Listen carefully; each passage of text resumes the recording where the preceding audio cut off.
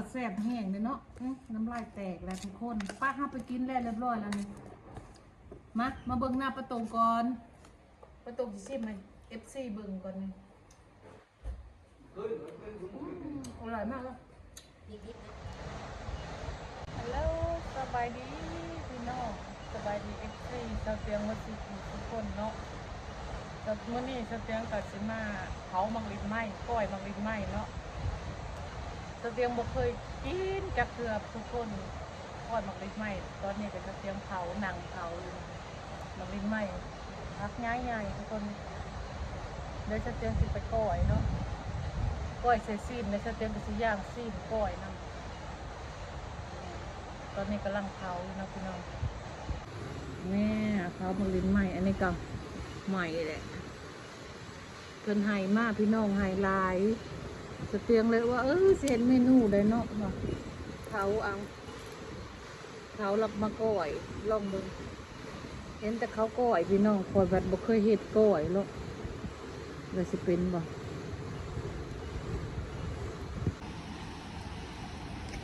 ย่างสิ้นต่อคอยเห็ดอันนั้นย่างแล้วล่ะเห็ดมักลินไหมมันชวดพี่น้องนี่ซาซูเป็นคนย่างซาซูยืนอยู่หลังกล้องได้มื้อนี้บ่ให้เห็นเพิ่นว่าน้ำมันยังบ่อาบกินข้าวจังเห็นเนาะเบิ่งเด้อ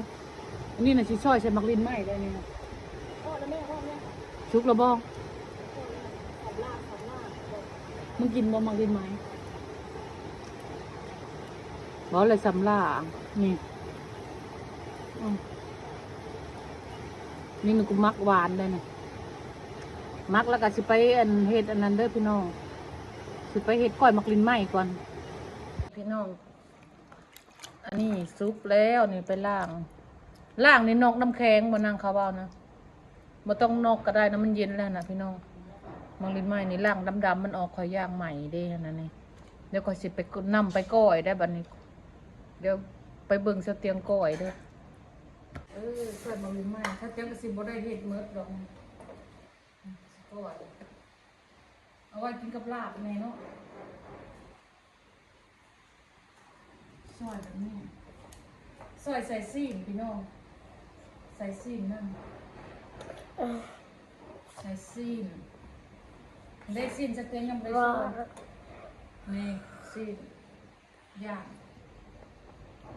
เดี๋ยวก็สิช่วยซีนใส่น้ำมันจะนัวน้องคอยเห็นเขาเห็ดคอยก็เลยสิอยากเห็ดตามเนาะให้มันนัวเนาะให้มันนัวแซ่บอร่อยเวอร์เลยก้อยหมักลิ้นไหมเนี่ยมึงตากล้องมาตรงนี้ก่อนนี่ช่วยใส่กันเลยสเต็กสิบีบมังนาวลงนี่เนาะก้อยมังลินไหมนี่นั่งยิบช้อนให้เนี่ย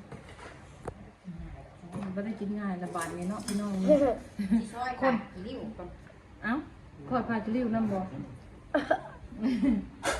ปวดมือ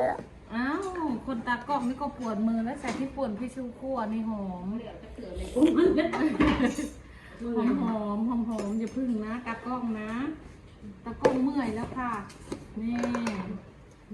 แค่นี้ใส่ร้ายแซ่บร้ายเป็นนัวแล้วก็ใส่ข้าวคั่วน้ำใส่ข้าวคั่วน้ำคั่วก็คั่วเองนะคะนี่เสร็จเรียบร้อยคลุกเข้ากันใส่ข้าวคั่วหัวหอมแล้วพี่น้องป้าตัดแซ่บแห้งเลยเนาะน้ำลายแตกแล้วทุกคนป้าห้าไปกินแล้วเรียบร้อยแล้วนี่